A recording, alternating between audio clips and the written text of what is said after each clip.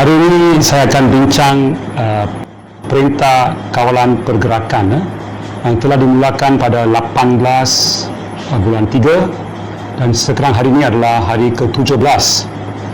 Apa yang ramai sedang tanya adalah adakah PKP ini berkesan dalam mengawal penularan COVID di kalangan masyarakat kita.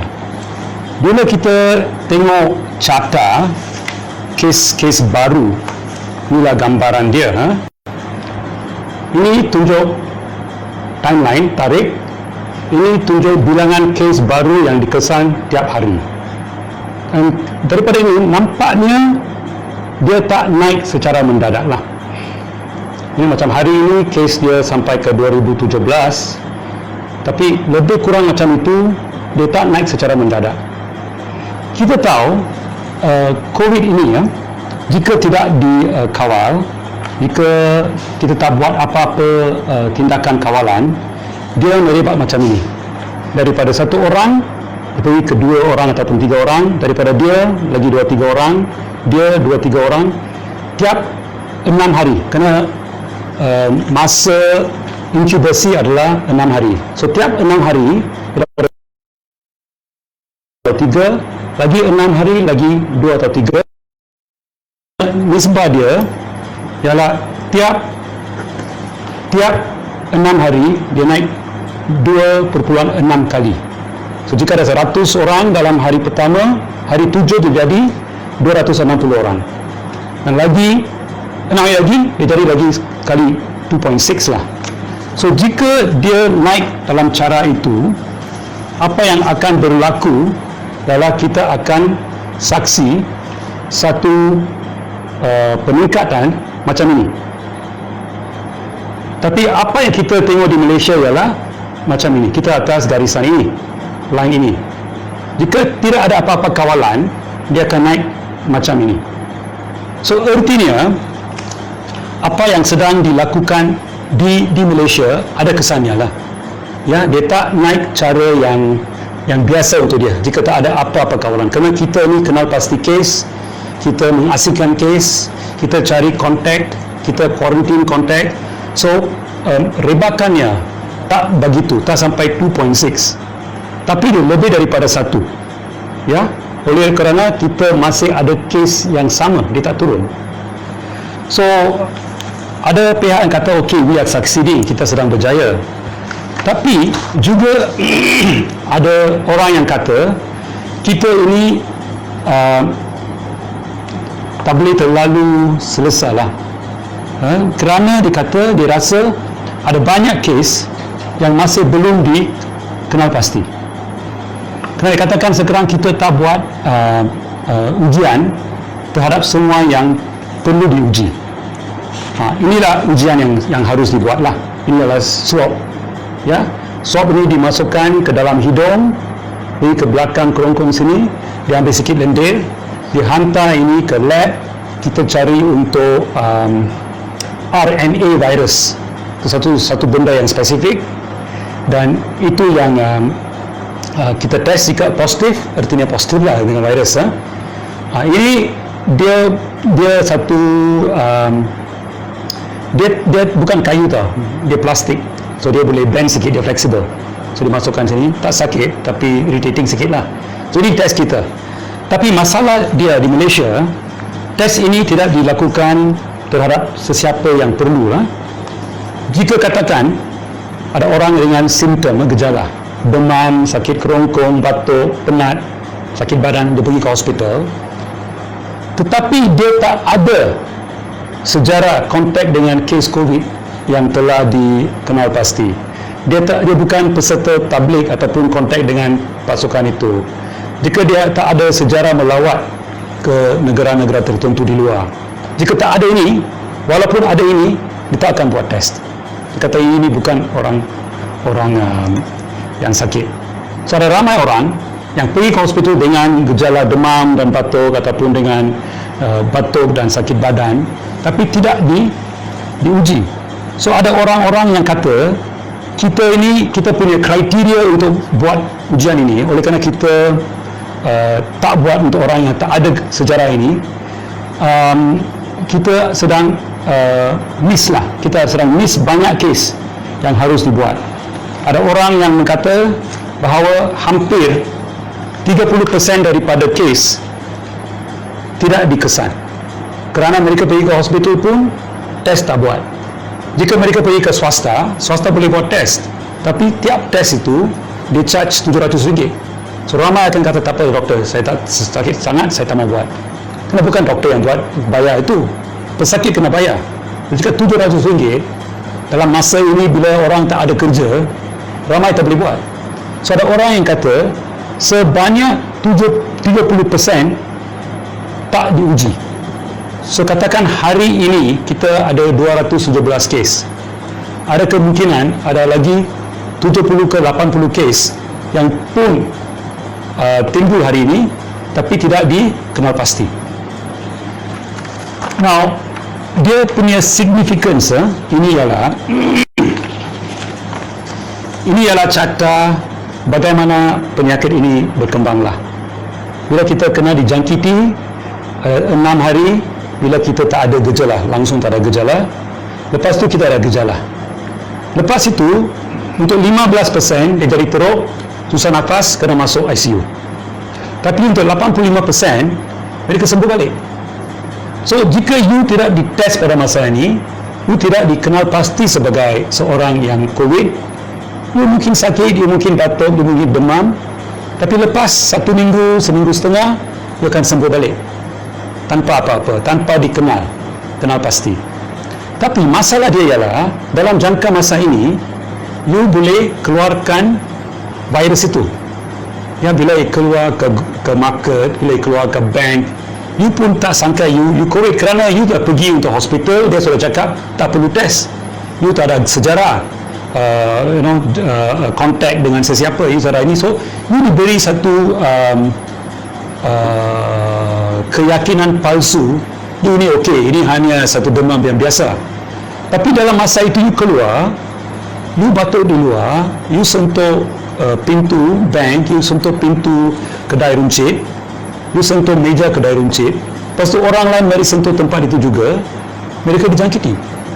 So ada orang yang kata oleh kerana 30% itu tidak dikenal pasti, ya, mereka sekarang sedang menjangkiti orang lain. Kena kita balik kepada ini, ya. Katakan hari ini 217 kes yang dikenal pasti hari ini. Mereka semua dijangkiti lebih kurang 6 hari sebelum ini.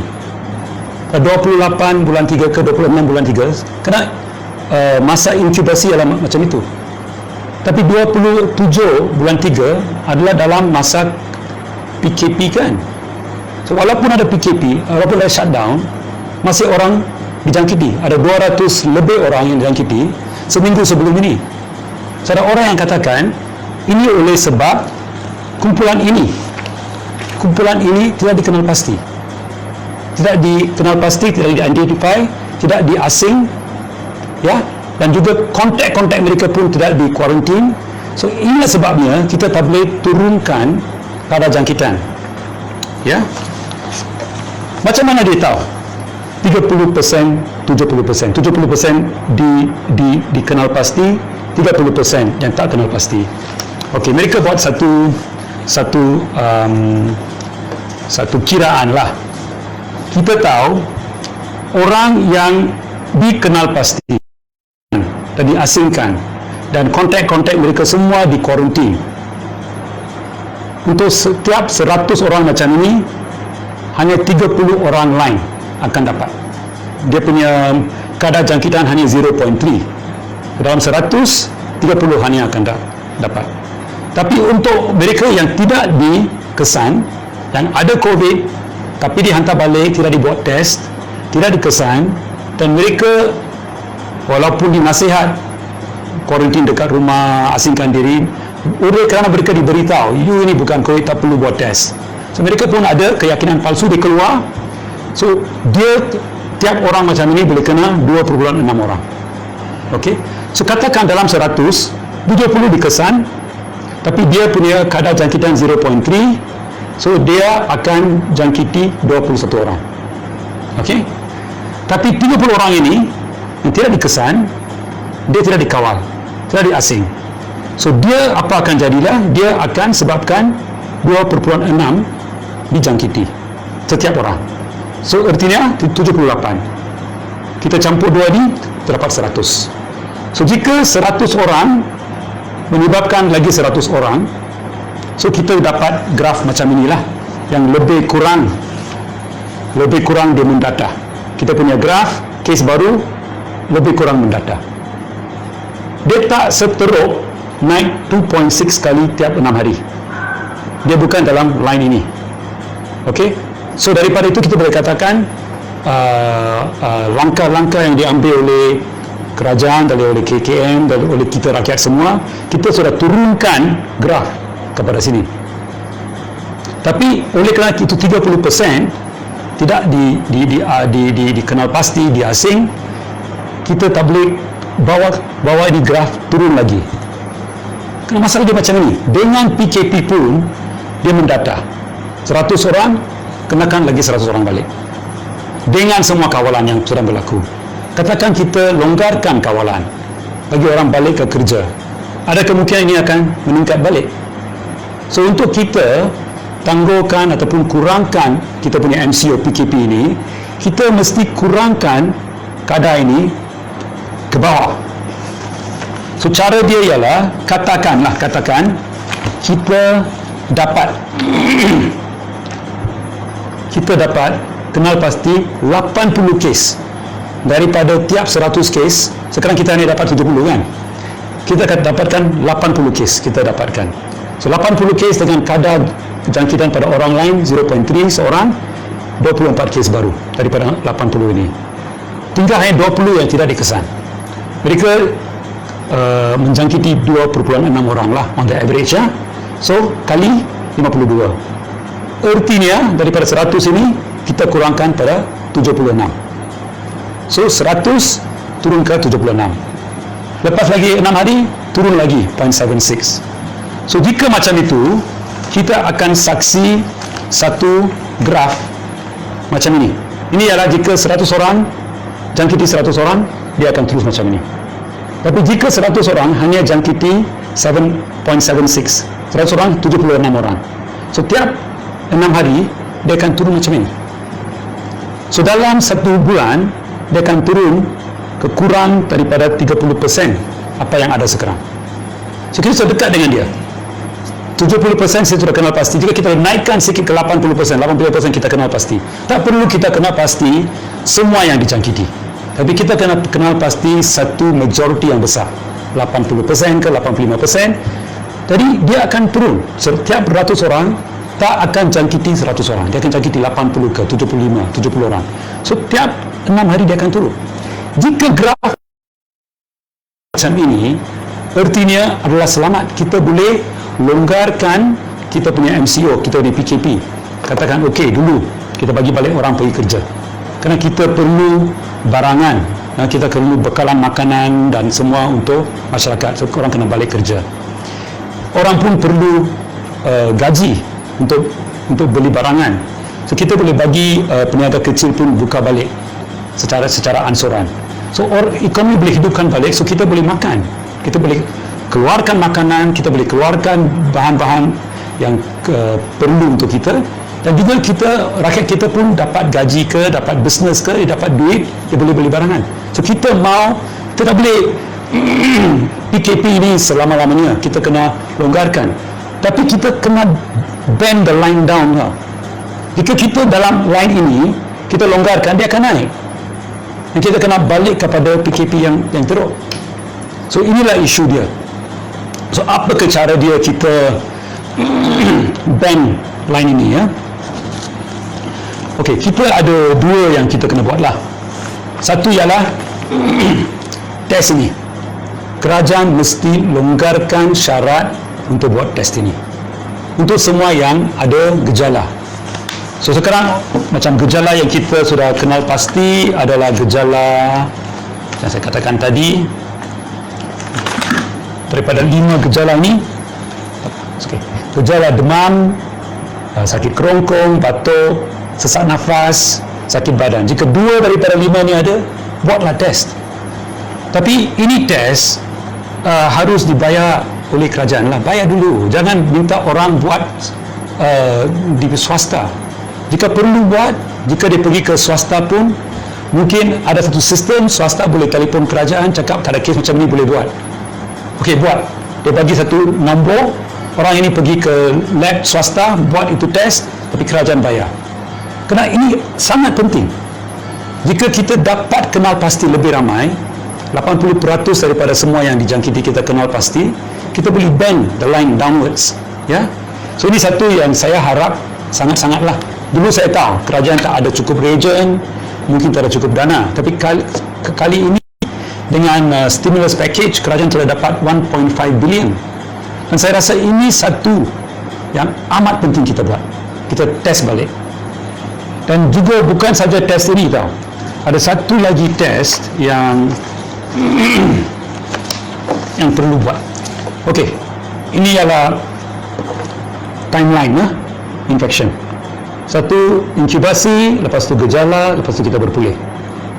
Jika kita test terlalu awal, test tak positif. Tapi swab test, dia hanya positif untuk virus. Tapi lepas gejala keluar, pada takat ini, badan kita lawan balik. Ya, dia keluarkan antibody untuk lawan itu kuman, virus itu. So, dalam satu tahap, bila antibody dia naik ke atas, dia lawan dengan kuman, paras kuman dalam permukaan kerongkong kita akan turun. Sampai ke tahap ini, kuman itu akan jadi lebih kurang kosong lah. Dalam masa ini, kuman tak ada lagi. Kita buat swab pun tak akan tengok. Mungkin sini pun kita buat swab tak tengok. So, ini swab, dia akan positif. Dalam jangka masa ini, dia positif. Dalam masa ini, dia banyak strongly positif. Kerana ada banyak kuman. Tapi lepas itu bila kita punya badan lawan balik, level paras virus dalam darah kita, dalam kerongkong kita, dalam permukaan kerongkong itu akan kurang. Tapi dalam masa ini, antibody kita pada awalnya antibody masih tak keluar, ataupun jika keluar pun paras dia tak cukup untuk kita dapat di dalam test. Tapi selepas ini kita boleh dapat antibody itu. So kita boleh tahu siapa ini ada antibody. So saya syorkan jika kita ada dana, buat dua-dua. Jika orang yang baru sakit demam 1-2 hari, mungkin ini cukuplah. Tapi sudah sakit seminggu, buat dua-dua. Kerana selepas 1 minggu mungkin ini akan turun, tapi ini akan naik. Buat dua-dua. Kerana jika kita tahu, katakan kita diagnose orang dalam sini juga, dia sudah sedang pulih, mungkin dia lagi tak keluarkan banyak virus, tapi macam mana kontak dia? Mungkin lagi 3-4 hari orang di rumah dia akan kena. Mereka dah dijangkiti. So walaupun kita hanya tahu dalam masa ini, too late lah, dia sudah kena 20.6 orang lah. Tapi mungkin dia punya family akan juga dijangkiti dan dia pun akan kena 2.6. Tapi jika kita buat antibody test, tahu, oh, orang ini walaupun tidak dikenal pasti dulu, tidak didiagnose, tapi memang dia ada antibody yang spesifik. Kita boleh pergi cek semua kontak dia, kawan rapat dia, rumah dia, isi rumah dia, dan kita boleh quarantine mereka. So inilah cara dia kita boleh kurangkan kadar jangkitan daripada 2.6 ke bawah. So jika kita punya kadar jangkitan seturunnya adalah 0.76, artinya kita boleh kontrol. So ini satu test lah, test yang penting. Kita kena test swab, kita kena test IgM, immunoglobulin M, untuk pesakit, supaya kita boleh asingkan pesakit dan juga asingkan kontak dia. So ini amat perlu. So kita tahu 30% daripada semua yang dijangkiti tidak dikenal pasti, mereka pun tak tahu. So mereka pun keluar. So bila mereka batuk ke, mereka ketawa ke, mereka bersin ke, itu batuk, itu kuman boleh keluar dalam droplet. Itu droplet mencemari meja, mungkin mencemari tangan mereka, dia sentuh pen di bank, macam manalah. So dia ini semua boleh jangkiti orang lain. Tapi jika orang semua kita semua yang keluar ke rumah, pergi ke tempat awam, kita pakai mask. Jika kita boleh beli mask macam ini 3 ply, bolehlah, lebih kurang RM1.11, ataupun pakailah mask kain macam ini. Ini mask macam ini tak cukupi untuk kaki tangan kerajaan yang kerja dalam kesihatan. Tapi untuk mencegah droplet kita daripada mencemari permukaan lain, mencemari tangan kita, mencemari permukaan meja di luar, ini cukup. Ini murah sangat. Kita boleh bawa balik rumah, kita basuh dalam sabun, kita boleh pakai balik. Ya, ini penting. Okey, orang yang buat macam untuk mana dia ni?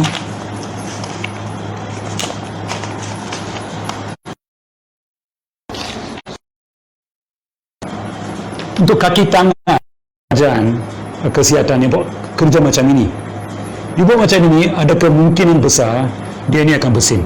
Dia pergi jolok hidung dia, ada kemungkinan besar dia akan bersin. Untuk dia ini, mask macam ini tak cukup. Mask ini tak boleh tahan virus masuk, dia tak cukup.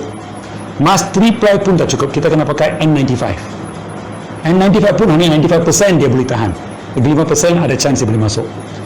So memang untuk kaki tangan kesihatan dia tak boleh pakai mask macam ini. Tapi untuk orang biasa, kita pakai mask untuk dua objektif. Tapi objektif kedua ialah kita tak mahu mencemari ruang awam. Kita tak mahu jangkiti orang lain. Ini cukup. So saya haraplah daripada sekarang kita semua bila keluar daripada rumah, dalam kereta sendiri atau motor sendiri tak payah pakailah. Tapi bila kita masuk ke kedai runcit, kita masuk ke pasar, kita masuk ke bank, kita harus memakai ini. Pekerja migran, kerana pekerja migran duduk di condition macam ini. Di Amerika sesat, tempat duduk dia sangat padat. Jika mereka dijangkiti, dan akan dijangkiti kerana mereka kongsi ruang yang sama dengan kita. Bila kita pergi ke market, kita kena, kita pergi kedai runcit, kita kena, mereka pun pakai kedai runcit yang lebih kurang sama. Pada masa ini, kita tak ada satu hubungan yang begitu baik dengan mereka. Kerana mereka ni takut datang ke kerajaan, kerana ramai antara mereka, 2/3 antara mereka tak ada dokumen. So bila mereka datang ke kerajaan, mereka takut mereka akan ditangkap, mereka akan diriman, mereka akan dihantar balik, mereka akan disebat. So mereka tak akan. So dikatakan kita dapat seorang pekerja migran yang telah dikenal pasti sebagai kes, dan kita minta dia siapa yang jumpa minggu lalu, berapa orang kawan. You rasa dia ini berani bagi tahu kawan-kawannya yang tak ada dokumen, kawan-kawannya yang digelar sebagai parti pekerja asing. Oh ya, saya keluar tempat kerja saya, ada 2 orang parti yang duduk di tempat ini, di kawasan itu, di kongsi itu. Dia akan cakap ke? Jika dia tahu semua satu kongsi itu akan ditangkap oleh immigration, adakah dia akan bekerjasama dengan pekerja kesihatan kita untuk bagi tahu siapa kontak dia, apa alamat dia, supaya mereka boleh dikenal pasti, mereka boleh ditemu duga, mereka boleh diasingkan, mereka boleh dikuarantin. Tidak, dia takkan buat. Kerana dia takut, jika dia bagi tahu nama, dia bagi tahu alamat, kawan-kawan dia semua akan dianiaya.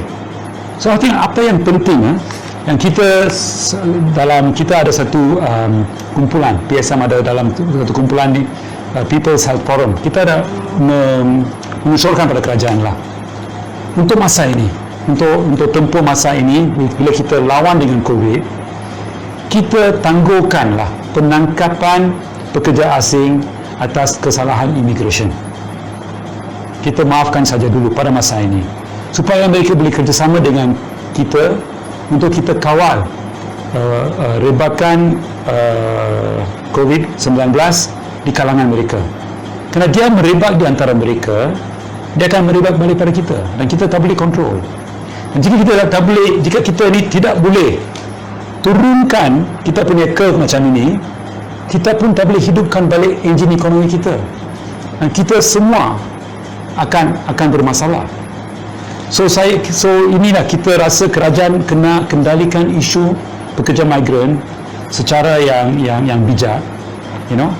Kita kena tengok apa cara kita dapat kepercayaan mereka, kita dapat kerjasama mereka supaya mereka pun boleh kerjasama mengasingkan diri kalau masuk hostel untuk di quarantine, supaya kita boleh bend the curve down, kita boleh bawa curve macam ini. Last kali saya ada satu permintaan untuk Majlis Keselamatan Negara lah. Janganlah garang sangat. Semalam saya tengok dalam TV Menteri Pertahanan kata dulu kita tegas, sekarang kita nak keras. Nak keras nak buat apa? Kita kena bijak. Keras saja you tangkap orang, you handcuff mereka, you bawa dia beramai-ramai. Sudah kata kita mau penjarakan sosial. You tangkap 20 orang, you handcuff dia sekali, bawa dalam satu van ke polis, simpan dalam riman. Itu bukan penjarakan sosial. Tolonglah. Rakyat Malaysia sangat sedia bekerjasama, dinasihatkan mereka. Saya tengok di luar sana ramai sedang ikut ini penjarakan sosial. Apa MKN negara kena buat adalah untuk buat kerja-kerja langkah-langkah yang bijak. Satu, kita kena uji, periksa lebih ramai, periksa dengan swab, periksa dengan cek darah. Tolong buat itu yang amat penting. Jika boleh dapat kerjasama pihak swasta, minta mereka buat juga. Ini sangat satu langkah yang amat penting. Yang kedua ialah bawa satu syarat. Semua orang yang nak masuk ruang umum, pasar ke kedai runcit ke mana-mana tempat umum, mesti pakai mask. Jika mask kain pun okey, mesti pakai kain mask. Jadikan ini satu syarat. Saya ingat ini dua step yang paling bijak yang harus dilaksanakan oleh kerajaan. Yang ketiga ialah apakah caranya kita dapat kepercayaan dan kerjasama. Ya, ini yang tiga kita kena buat. So buat itulah Menteri. Jangan keras sangat, jangan garang sangat, jangan ugur sangat. Buat kerja-kerja ini. Dan saya rasa kita tak boleh longgarkan kita punya PKP sehingga kita nampak curve itu sudah bend ke bawah, sudah turun, kadar kes baru sudah turun dan dia terus turun ke bawah macam ini. Untuk boleh, saya ingat selamat kita boleh longgarkan beransuran, ya. So untuk rakyat biasa, kawan-kawan semua, saya ingat kita semua boleh bantu juga. Kita kena mematuhi perintah kawalan pergerakan. Yang kedua, pakailah mask. Jika mask kain pun tak apa, pakai mask bila masuk mana-mana tempat awam. Yang ketiga, saya ingat ini pun penting, buat online petition kepada kerajaan untuk laksanakan bayaran bantuan perihati nasional. Kerana saya tahu di Sungai Siput sekarang ofis saya dapat banyak panggilan daripada kampung. Barang dapur sudah habis, doktor, apa kita nak buat? Mereka cuba Kementerian Kebajikan, terdapat banyak kali telefon, mereka tak angkat telefon. So inilah masalah. So jika ini bayaran pertama untuk bantuan perihati nasional akan masuk akaun, ini akan bantu ramai orang. So sekarang dalam file database BSH kita ada nama dengan nombor akaun. So last sekali saya juga nak kata terima kasih pada kaki tangan kerajaan kerana mengambil risiko tinggi untuk bantu kita semua, ya. Terima kasih banyaklah pada mereka. So terima kasih semua. Marilah kita bersama-sama bekerjasama, saling membantu untuk mengatasi cabaran COVID-19 ini. Terima kasih. Selamat malam.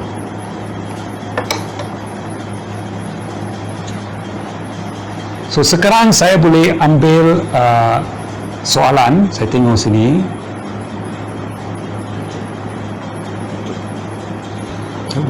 those tested negative. Tap on this. It's here. They can just go through. Right? Huh? I can read it. Okay. Josephine kata infection ratio still be high. Those testing negative are testing. Ya, jika kita ini diperiksa, diambil swab dan hari ini kita negatif, katakan juga cek darah M yang spesifik terhadap virus ini tidak beri kita perlindungan daripada jangkitan pada masa depan. Esok keluar, you sentuh satu permukaan yang telah dicemari oleh virus, sentuh muka. So a negative test doesn't protect you. Ya, apa yang akan melindungkan kita ialah kita kurangkan jumlah orang yang sudah dijangkiti masih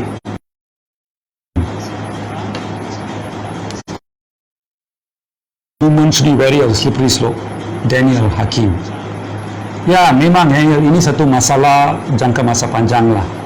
Jika kita macam kita tengok surveillance lah, kita ada banyak surveillance, jika kerajaan boleh surveillance ini untuk satu benda yang baik, untuk kebaikan umum. Tapi jika kuasa surveillance ini dipakai pada masa depan untuk buat surveillance terhadap mereka yang ada pemikiran yang berbeza dengan kerajaan, itu satu bahaya. Ya, memang kita kena jaga dengan itulah. Tapi itu semua pada masa depannya. Pada masa ini kita perlu mengatasi wabak ini. Jika kita wabak ini kita kena bend the curve down. Jika curve kita sekarang ada sudah mendata 100 orang menjangkiti 100 orang, ini akan berterusan. Ini dengan MCO. Jika tak ada MCO, ini 100 orang akan jangkiti lebih orang.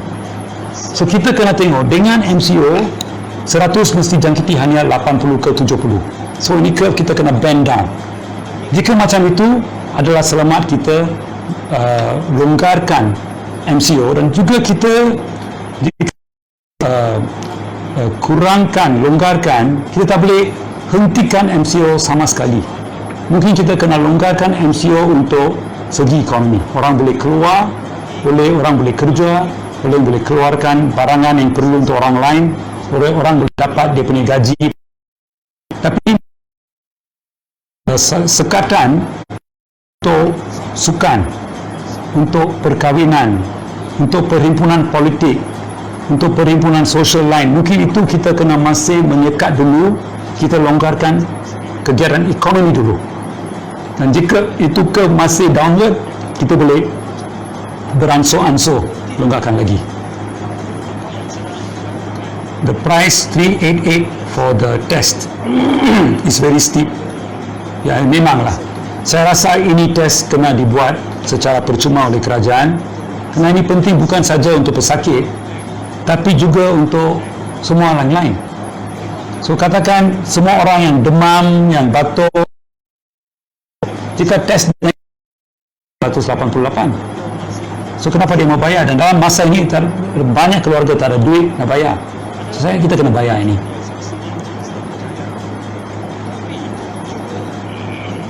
Memang mahal. Ya. Lagi good evening. Itu saja saya ingat. Price is high. Ya, Rawi. Ya, dah ke?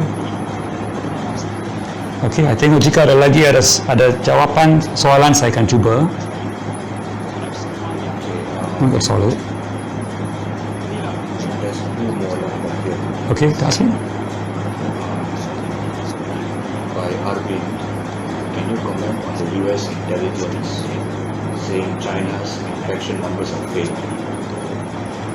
Okey, ada satu soalan yang tanya US sekarang katakan test daripada China, dia punya laporan dia adalah salah. Masalahnya ialah US telah buat satu keputusan yang sangat bodoh. Dia tak ambil serius dengan virus ini. Trump katakan ini hanya satu flu, ekonomi lebih penting. Oleh kerana itu mereka sudah jadi negara dengan kematian yang paling besar di dunia. So sekarang dia tembak di semua arah lah. Dia salah semua orang lain kerana dia tak boleh salah. Pada saya tengok daripada China, mereka daripada dulu sudah beritahu apa dia tahu. Saya ingat kes pertama dikenal pasti di China, saya ingat 27 bulan 12. Dalam jangka masa 1 minggu, mereka telah beritahu pada WHO ada satu virus baru yang sudah timbul. Saya dalam 10 hari, dia sudah tengok itu genom, sequence RNA, masukkan dalam net, beritahu pada orang awam, ini sedang berlaku. Dia telah beritahu apa semua mereka sedang buat. Sekarang pun dia telah keluarkan dalam email, dalam net, apakah rawatan-rawatan mereka telah cuba dalam dia punya mereka. Memang kes mereka yang mereka katakan di China 80,000 itu bukan kes sepenuhnya. Kerana selepas wabak itu telah dikontrol, tes itu immunoglobulin IgM, mereka dapat tahu ada beberapa ramai orang, lebih kurang 40,000 orang dekat Hubei yang ada itu antibiotik spesifik terhadap COVID-19 tidak. So memang kes dia lebih ramai daripada apa dia bagi tahu, kerana dia dulu definisi kes dia ialah orang dengan gejala dengan test positif. Sama dengan Malaysia juga.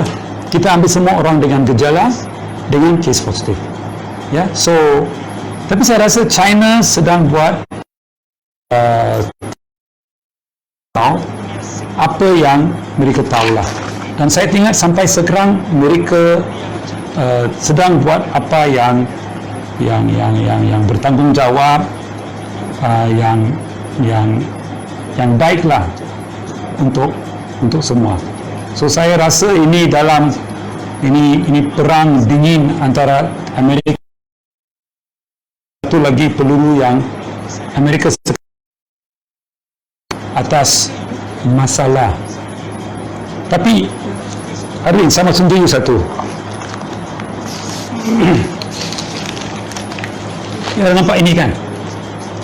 Ini ialah apa yang jadi sebabnya dia katakan dia boleh buat mitigation, dia boleh timbulkan herd immunity.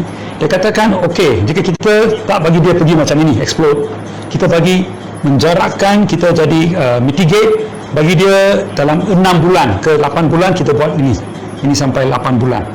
So dia ini walaupun dia punya kemuncak dia di bawah line ini, masalah dia ialah line ini bukan di sini. Capacity sistem kesihatan mana-mana negara termasuk Amerika ialah dekat dengan x-axis di sini, bukan naik sini, dia di sini. So jika you mau buat penjarak, dia mau buat macam ini pun, you kena buat satu curve yang bagi dia rendah di bawah line itu. So oleh kerana mereka buat graf macam ini satu informatik yang beri satu gambaran yang salah. Line bukan di sini, line dekat dengan x-axis.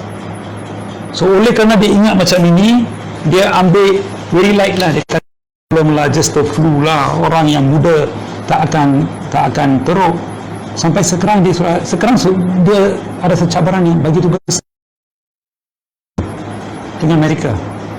So saya rasa negara-negara di Asia Tenggara dan Asia Timur sangat jauh lebih bijak lah. Dia takut Japan ke Korea ke Taiwan, China, Singapura, Malaysia, sekarang India pun. Kita tahu kita tak ada lebih baik kita selamat. Okey, Ali. Ini satu lagi soalan. Ini mau kita try.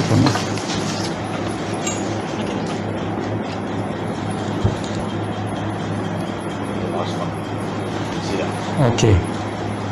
MICUS, are the no-frills mobile testing unit financed by the government? But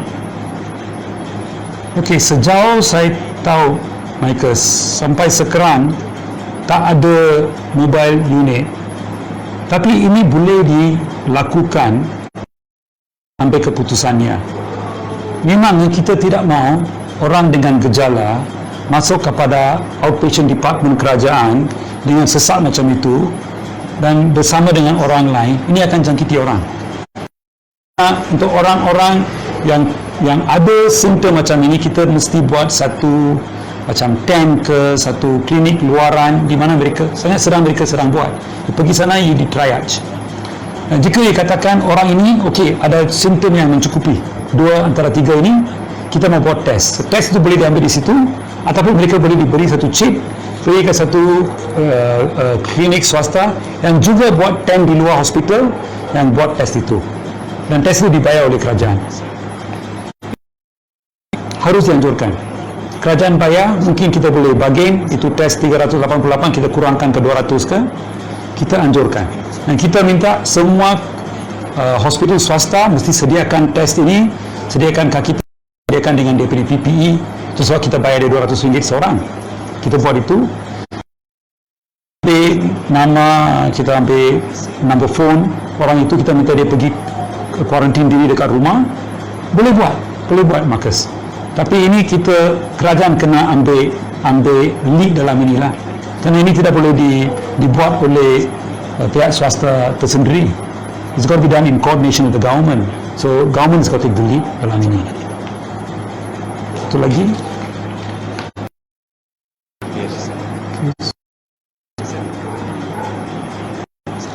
Kenapa setengah kes boleh sembuh? Kes kena adakan ventilator. Apa perbezaannya? Hanya 15% kes ada sesakan nafas hingga ke tahap ICU. 85% daripada kes dia jadi sembuh tanpa perlu ventilator. So ini, saya ingat ini satu, kita katakan $1 million question. Dan juga ada lagi, kita tengok di China,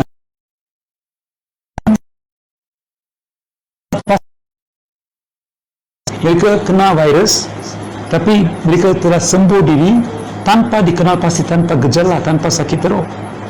So ada 1/3 yang jadi baik tanpa dikenal pasti. Ada lebih kurang 85%, 90% yang sakit dikenal pasti tapi sembuh. Tapi ada 10% yang sakit teruk masuk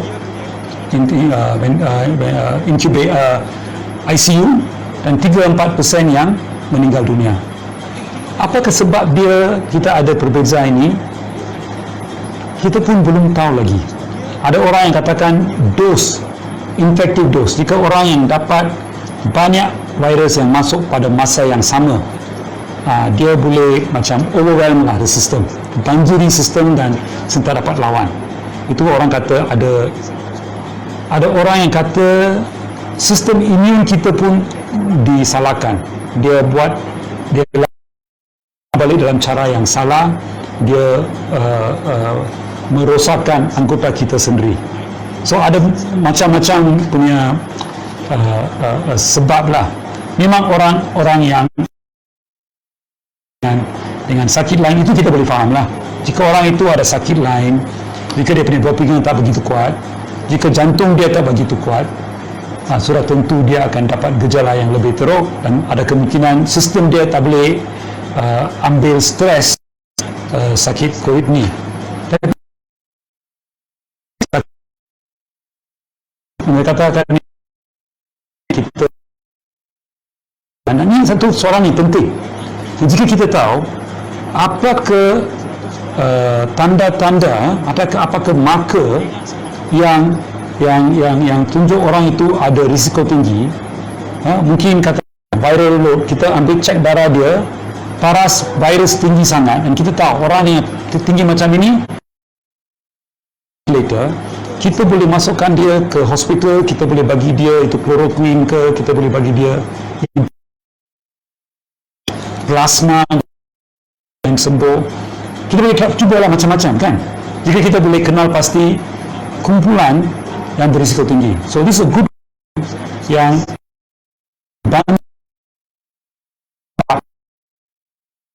merawat yang kena dijangkiti.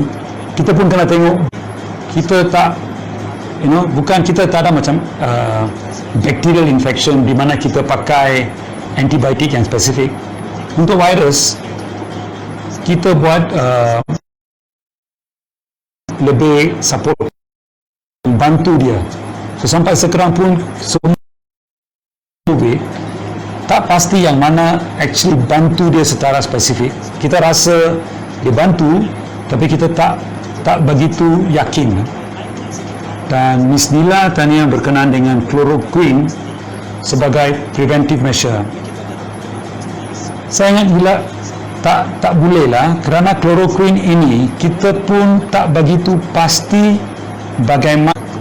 Okay, correct. Yes. Okey, saya ingat habis belum? Okey, saya ingat masa sudah cukup dan juga connection kita tak begitu bagus. So, saya akan hentikan di sini. Terima kasih semua kerana menonton ini, dan kita akan balik dengan sesi Facebook Live PSM pada masa depan. Selamat malam dan salam perjuangan. Terima kasih.